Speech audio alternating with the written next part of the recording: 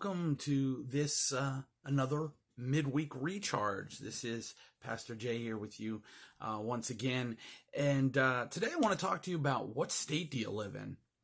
Now, of course, I'm not talking about the physical state, like Virginia, Kentucky, North Carolina, South Carolina, Minnesota, Texas, California. I'm not talking about that. I'm talking about something else. You know, it's interesting because Paul wrote to the church at Philippi in Philippians 4 and verse 11. He wrote, "Not that I speak in respect of want, for I've learned in whatsoever state I am therewith to be content." The great evangelist, Buddy Robinson, once was asked, what state do you reside in? And he said, the state of contentment. And that's a very difficult state to live in sometimes, especially when you think of all the trials and tribulations that we go through sometimes. I think of Paul and Silas. When you look at Paul and Silas, they were beaten and put in jail.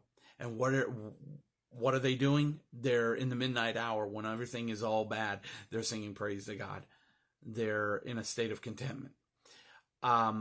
To be honest with you, I don't think any one of us, if we were sitting in a dark jail cell at the midnight hour, probably most of us would find it very, very hard to be singing praises to God in the midnight hour. But the idea for Paul and Silas was they knew in whom they had believed, and they were persuaded that he was able. And we, of course, know the account that what ended up happening was Paul and Silas sang praise to God, and a great earthquake happened, and they were the doors of the cells were opened up, and all the prisoners'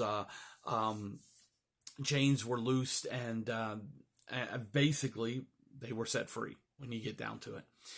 And that was the idea.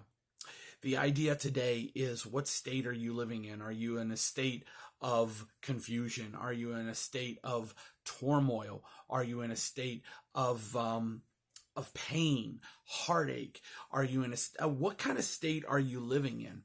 Or are you like Paul, in the state of contentment? Paul had gone through everything. When you think about the life of Paul, Paul went through all kinds of craziness. Being beaten, being put into prison, being shipwrecked. Go through and just look at the life of Paul. You talk about a man that had troubles. That was Paul. Probably there was only one other man, but Paul's, of course, was a longer term. But the idea is probably only one other person that I can think of in the Bible that had a worse account would be Job.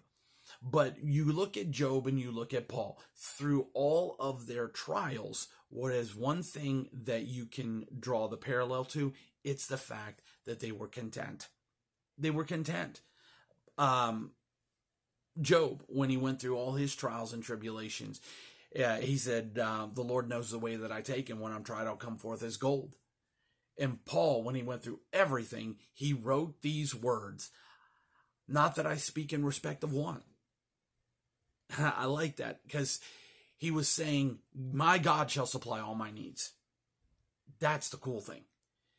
He said, because I've learned in whatsoever state I am therewith to be content. Because he knew God would always be there. And if God be for you, who can be against you, right? That's the point. So the idea today is simply that.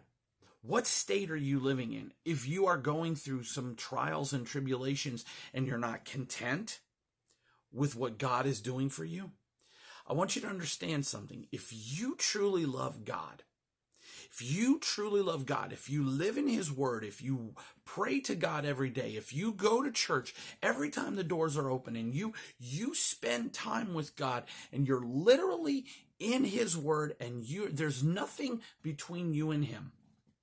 You've got that connection to God, and you're looking at all the trials and tribulations that you're going through. I want you to understand something. Just because you don't see Him in front of you doesn't mean He isn't working. You know what?